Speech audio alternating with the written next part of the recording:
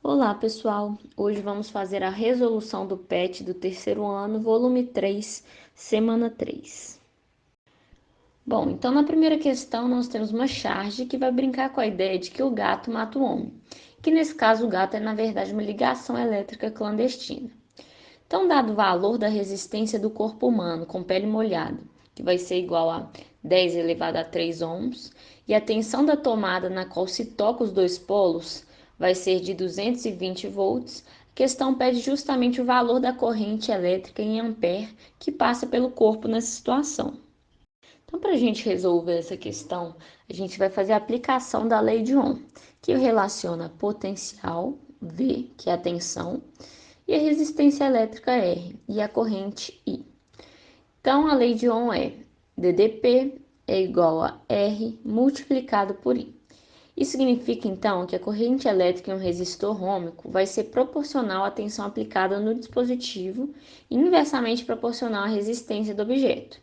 Dessa maneira, então, a gente pode encontrar o valor da corrente que passa pela pessoa com pele molhada, isolando o I na primeira lei de Ohm. Então, aplicando na fórmula, nós temos que a corrente vai ser igual a tensão dividida pela resistência. Aplicando os valores que nos foram dados, temos que 220 dividido por 1000 vai dar 0,22 amperes, que também é igual a 2,2 vezes 10 a menos 1 amperes, e isso nos dá a letra D. Na questão 2, nós temos um gráfico que mostra a variação de corrente elétrica em função da diferença de potencial aplicada a vários condutores. Vale ressaltar que todos os condutores são cilíndricos e possuem os mesmos comprimentos e raios. A questão pede para analisar as seguintes afirmações quanto à veracidade delas. Primeira afirmação: os condutores 2 e 3 são ômicos. Segunda: os condutores 3 e 4 são ômicos. Terceira: o condutor 3 possui uma resistência que é o dobro do condutor 4. Quarta: para o condutor 5, a diferença de potencial pode ser escrita como V é igual a R vezes I, onde R é a resistência desse condutor. Quinta, acima de 1 volt, o condutor 1 é o que apresenta maior resistência dentre todos os outros. Então, para resolver essa questão, a gente vai continuar usando a primeira lei de Ohm.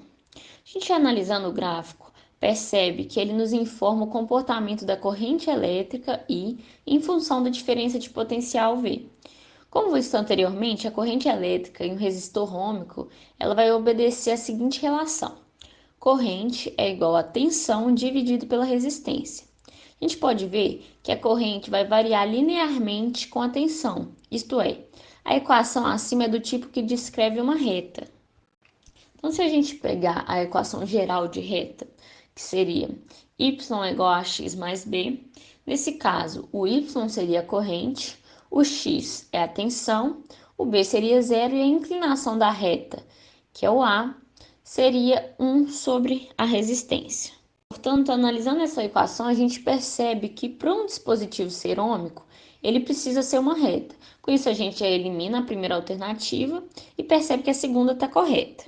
Agora a gente vai entender os erros das demais alternativas.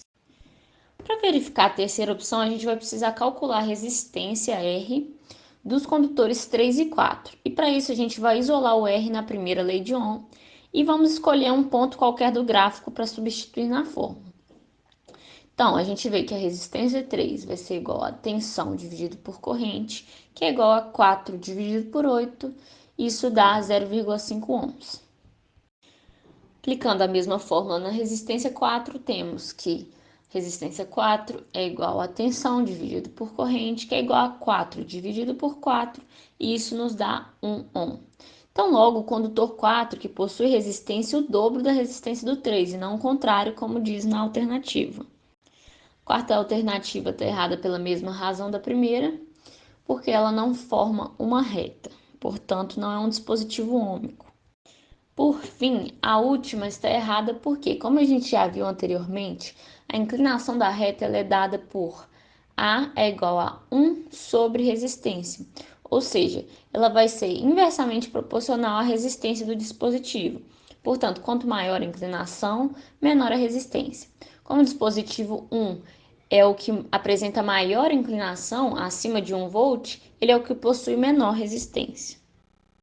Na terceira e última questão, a gente tem explícito o fato de que girar a chave do chuveiro é justamente mudar a sua resistência. A questão quer saber qual é a associação correta entre as posições fria, morna e quente com as resistências baixa, média e alta.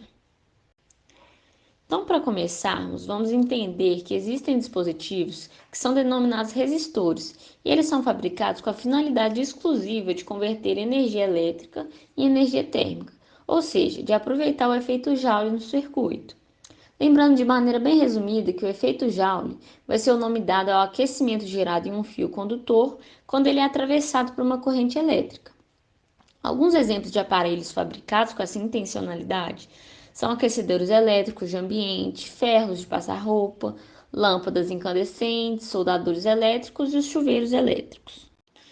A temperatura da água no chuveiro ela vai estar relacionada com a potência elétrica dissipada em um resistor, de maneira que quanto maior a potência dissipada pelo chuveiro, maior vai ser a temperatura da água.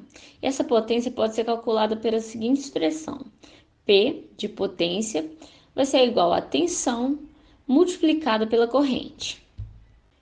Pela primeira lei de Ohm, a gente sabe que a corrente é dada por tensão dividido pela resistência. Dessa maneira, reescrevendo as expressões e associando, a gente sabe que a potência vai ser igual, então, a tensão ao quadrado dividido pela resistência. Então, como o chuveiro ele vai estar ligado numa tomada, qual o valor da tensão não vai mudar, a potência dissipada vai depender da resistência elétrica. Como está inversamente proporcional à potência, a gente tem que alta resistência proporciona água fria, baixa resistência proporciona água quente, média resistência não proporciona nem muito fria nem muito quente, portanto morna. Portanto, a alternativa correta vai ser a letra A.